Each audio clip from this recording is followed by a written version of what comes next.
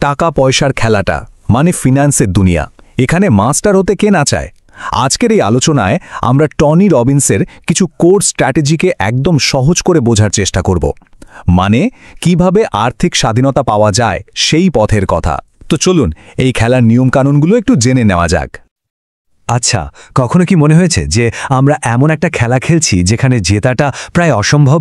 মানে যদি পুরো সিস্টেমটাই আমাদের সাধারণ বিনিয়োগকারীদের পক্ষে না থাকে?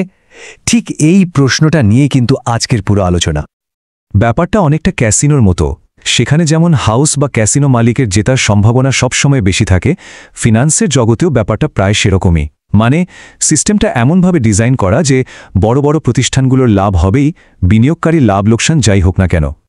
কিন্তু কি হবে যদি এই খেলার নিয়মগুলোই শিখে ফেলা যায়? যদি হাউসের বিরুদ্ধে না খেলে নিজেই হাউস হয়ে ওঠা যায়? হ্যাঁ, এটাই আমাদের লক্ষ্য। এই আলোচনায় আমরা সেই গোপন কৌশলগুলোই তুলে ধরব যা দিয়ে এই খেলাটায় চালকের আসনে বসা সম্ভব। এই যে একটা কথা আছে না, যখন একজন টাকাওয়ালা মানুষ একজন অভিজ্ঞ মানুষের সাথে মেশে, দিন শেষে অভিজ্ঞ মানুষটার কাছেই টাকাটা চলে যায়। এটা বিনিয়োগের জগতের একটা কঠিন সত্যি। মানে এখানে জ্ঞান আর অভিজ্ঞতাই শেষ কথা। কার কাছে সঠিক তথ্য আছে, টাকাটা শেষমেশ তারই পকেটে যায়। তো বিনিয়োগকারীদের জন্য সবচেয়ে বড় শত্রুদের একজন কারা জানেন? ওয়াল স্ট্রিটের কিছু লুকানো ট্যাক্স। এগুলোকে বলা যেতে পারে সম্পদ হত্যাকারী, কারণ এরা নিঃশব্দে আমাদের কষ্ট করে জমানোর সম্পদ একটু একটু করে শেষ করে দেয়। স্ক্রিনের এই সংখ্যাটা দেখুন, 3.17%। দেখতে হয়তো খুব বেশি মনে হচ্ছে না, তাই না? কিন্তু এটাই হলো সেই গড় বার্ষিক ফি যা অনেক মিউচুয়াল ফান্ডের ভেতরে লুকিয়ে থাকে, আর বেশিরভাগ সাধারণ বিনিয়োগকারী এর খবরই রাখেন না। আর এই ছোট ছোট ফিজ, এগুলোই কিন্তু জমতে জমতে একজন বিনিয়োগকারীর সারা জীবনের সঞ্চয় থেকে প্রায় $4.5 লক্ষ কেড়ে নিতে পারে। একবার ভাবুন কি বিশাল একটা অঙ্ক। এখন মনে প্রশ্ন আসতেই পারে, আচ্ছা এই যে এত ফি দেওয়া হচ্ছে, এটা তো নিশ্চয়ই এক্সপার্টদের পারফরমেন্সের জন্য, তাই না? মানে যারা মার্কেটকে হারিয়ে দেবে তাদের জন্যই তো এই খরচ। কিন্তু সত্যিটা কি তাই? ডেটা কিন্তু অন্য কথা বলছে। 96%। হ্যাঁ, 96% প্রফেশনাল ফান্ড ম্যানেজার লম্বা সময়ে মার্কেট অ্যাভারেজকেও হারাতে পারে না। সফল হয় মাত্র 4%। তাহলে ভাবুন এই বিশাল ফি দিয়ে আদতে লাভটা কি হচ্ছে? তাহলে প্রশ্নটা হলো, এই সিস্টেমের একজন ইনসাইডার বা ভেতরের লোক হওয়া যায় কিভাবে? কিভাবে এই নিয়মগুলো নিজের পক্ষে ব্যবহার করা যায়?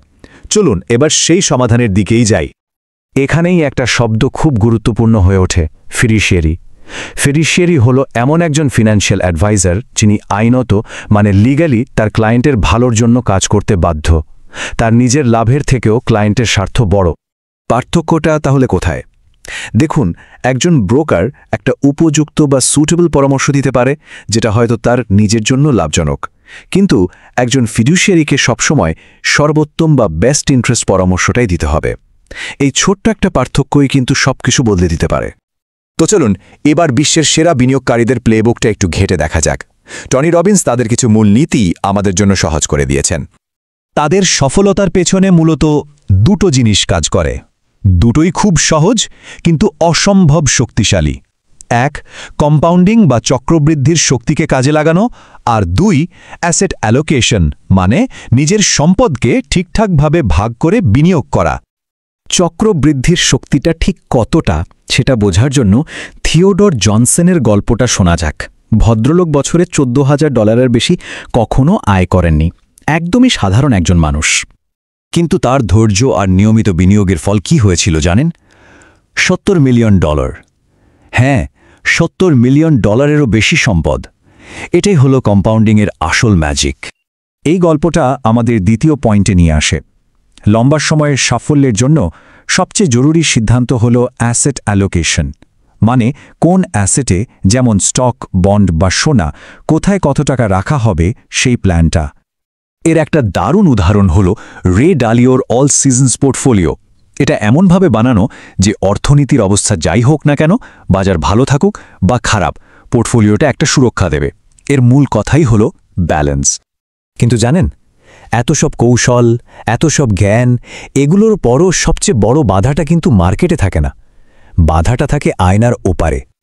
এর মানে হলো আমাদের নিজেদের মাইন্ডসেট বা মানসিকতাই অনেক সময় আর্থিক সাফল্যের পথে সবচেয়ে বড় দেয়াল হয়ে দাঁড়ায়। আমাদের মাথায় গেঁথে থাকা কিছু সীমিত বিশ্বাসই আমাদের আটকে রাখে। যেমন একটা খুব কমন ধারণা আছে না, যে টাকা বানাতে টাকা লাগে। অনেকেই এই কথাটা বিশ্বাস করে বসে থাকেন আর চেষ্টাই করেন না। কিন্তু সত্যিটা হলো, এটা আসলে একটা গল্প ছাড়া আর কিছুই না, একটা বানানো গল্প যা আমরা নিজেদেরকে শোনাই। আর ভালো খবরটা হলো, এই গল্পটা বদলে ফেলা সম্ভব।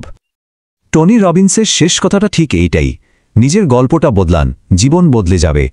নিজের আর্থিক ভবিষ্যতের গল্পটা নতুন করে লেখার ক্ষমতা কিন্তু আমাদের সবার হাতেই আছে। তাহলে শেষ প্রশ্নটা নিজেদেরকেই করতে হবে, টাকা নিয়ে সেই পুরনো কোন গল্পটা আমরা নিজেদেরকে বলে আসছি যে আমাদের আটকে রেখেছে, আর আজ থেকে কোন নতুন শক্তিশালী গল্পটা লেখা শুরু করা যায়।